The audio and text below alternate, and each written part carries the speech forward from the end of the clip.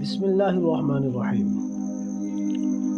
میں مفتی محمد اکرم عرض کر رہا ہوں اور آپ دیکھ رہے ہیں یوٹیوب چینل مفتی اکرم نثاروی۔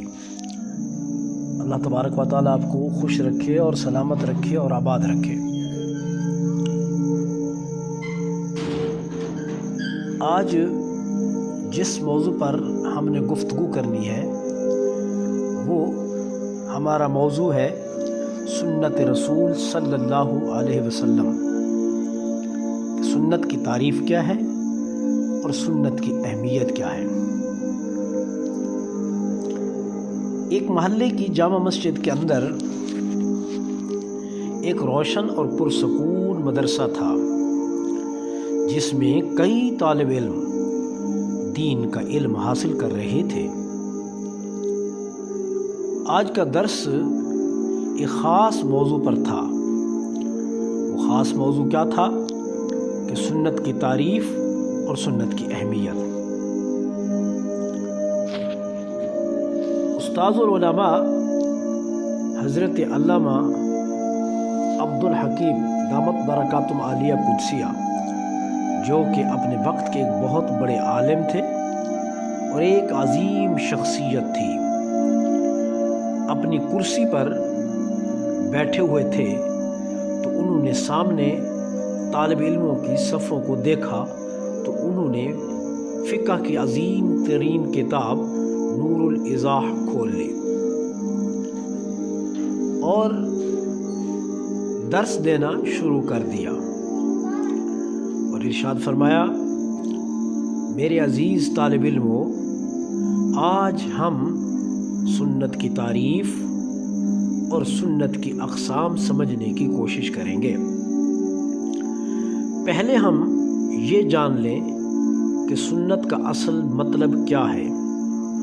شریعت کی روشنی میں سنت کا وہ طریقہ ہے جو رسول اللہ صلی اللہ علیہ وسلم نے اپنی زندگی میں اختیار فرمایا، جو ان کی باتوں، اعمال اور تصدیق سے ثابت ہو۔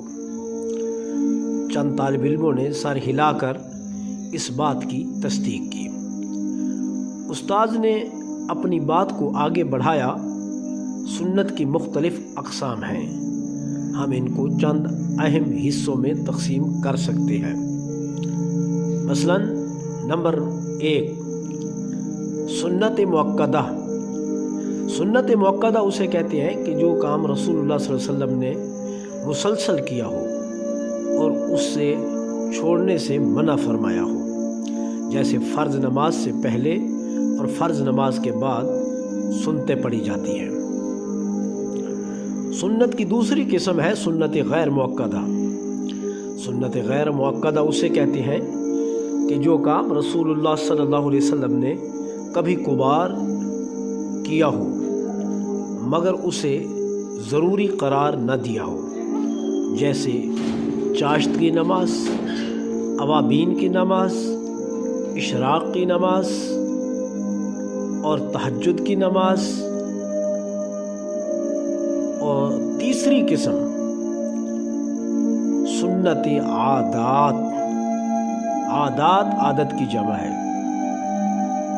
سنت عادات اسے کہتے ہیں کہ رسول اللہ صلی اللہ علیہ وسلم کے روز مرہ کی عادات اور طریقے، جیسے کھانے کا طریقہ، سونے کا طریقہ، چلنے کا طریقہ، بیٹھنے کا طریقہ، پینے کا طریقہ، گفتگو کا طریقہ، سر پر کنگھی دینے کا طریقہ، جوتی پہننے کا طریقہ، یہ سب رسول اللہ صلی اللہ علیہ وسلم کی اسوہ حسنہ ہے اور یہ سنت عادات میں سے اس کو شمار کیا جاتا ہے۔ سنت کی چوتھی قسم سنت ترک ہے، یعنی وہ اعمال جنہیں رسول اللہ صلی اللہ علیہ وسلم نے چھوڑا، جو لازمی نہیں ہے مگر ان کو نہ کرنا بہتر ہے۔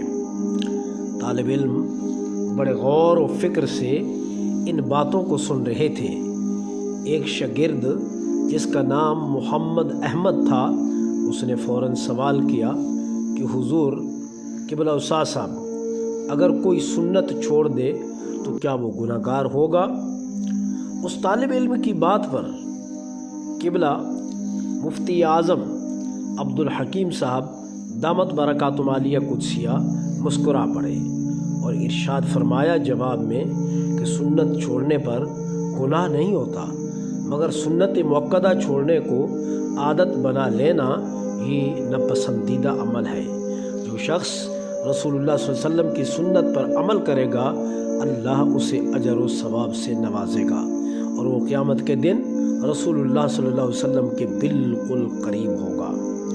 ये सुनकर तालिब इल्मों के दिलों में सुन्नत पर अमल करने का एक जज्बा पैदा हुआ और उनका शौक़ और जज्बा और बढ़ गया।